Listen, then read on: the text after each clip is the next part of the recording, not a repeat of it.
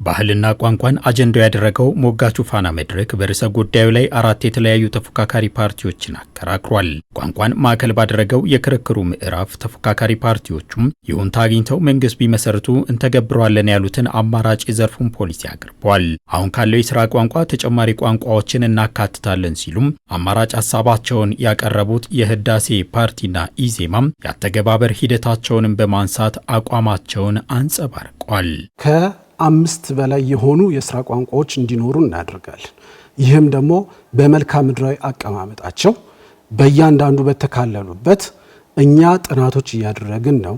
ጥናቶቻችን ደግሞ ሲያልቁ ይፋ የምናደርጋቸው ይሆናል።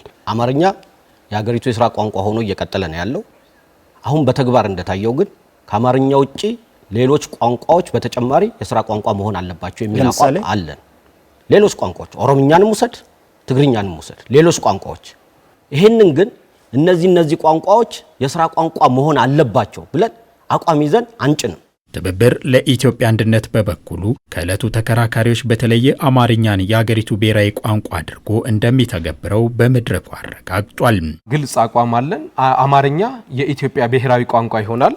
ስለዚህ አማርኛ ብሔራዊ ቋንቋ ሆኖ እንዲቀጥል እናደርጋለን። በብዛት አማርኛ ተናጋሪ ስለሆነ ይህንን ቋንቋ የኢትዮጵያ ብቻ ሳይሆን የምስራቅ አፍሪካ አለፍ ብሎ የዓለም ቋንቋ እንዲሆን እንሰራለን። ብልጽግና ፓርቲ ከዚህ ቀደም 5 የሥራ ቋንቋዎችን በመለየት በአገር ደረጃ ይተገበራሉ ብሎ ይፋ ቢያደርግም ቃሉን ሳይጠብቅ አንድ የምርጫ ዘመንን ተሻግሯል። ለምን? የፓርቲው ተከራካሪ ምላሽ ሰጥቷል።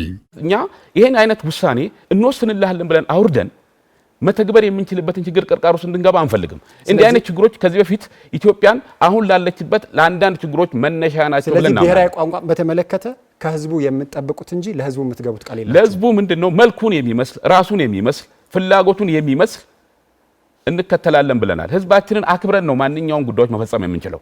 እናም ፓርቲው እተገብረዋለሁ ብሎ ይፋ ያደረገውን ሐሳብ ከዳር ለማድረስ የዜጎች ውይይትና የጋራ መግባባት እንደተጠበቀ ሆኖ የህገ መንግስት ማሻሻያ መደረግ አለበትም ባይ ነው። የሥራ ቋንቋ ይሆናሉ ያላችኋቸው 4 ቋንቋዎች ከመቼ ጀምሮ ይተገበራሉ? ህገ መንግስቱ ሲሻሻል ይሄ መንግስት መሻሻሉ ደግሞ ህዝብ በብሔራዊ ምክክር ተመካክሮ ድምጽ ሲሰጥበት በስራና በብሔራዊ ቋንቋ ዙሪያ በአንጻሩ ተቀራራቢ አቋም ያንጸባረቁት የህዳሴና የኢትዮጵያ ዜጎች ለማህበራዊ ፍትህ ኢዜማ ፓርቲዎች በአተገባበር ሂደቱ ላይ ተመሳሳይ አማራጭ ሀሳቦቻቸውን አቅርቧል። ቅቡልነቱን እናጠናለን፣ ከማህበረሰቡ ጋር ውይይቶችን፣ ንግግሮችን እናደርጋለን።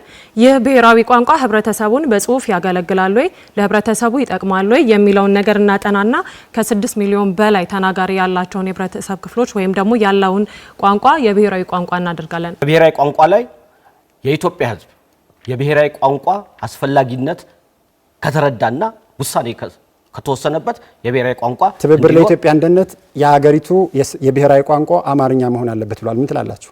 ምንም አንልም። የኛ የሥራ ቋንቋ ተጨማሪ ከአማርኛ ውጪ ሌሎች የሥራ ቋንቋዎች እንዲኖሩ እናደርጋለን። አማርኛ ብቸኛው የሀገሪቱ ብሔራዊ ቋንቋ ይሆናል ሲል በመድረኩ የሞገተው ትብብር ለኢትዮጵያ አንድነት በሁኔታዎች ላይ የተመሰረተ የሥራ ቋንቋ ሊኖር እንደሚችልም ጠቁሟል።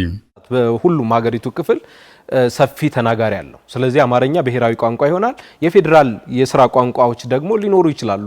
ሰዎች በቋንቋቸው ይማራሉ፣ በቋንቋቸው ይዳኛሉ። በአጠቃላይ ተከልሎ ብዙ ቋንቋ ተናጋሪ በኦሮሚያ ውስጥ ስላለ ኦሮምኛ ብቻ ተናገር አንልም። በዛ ውስጥ ያሉ ሁሉም ቋንቋዎች ክብር ይሰጣቸው።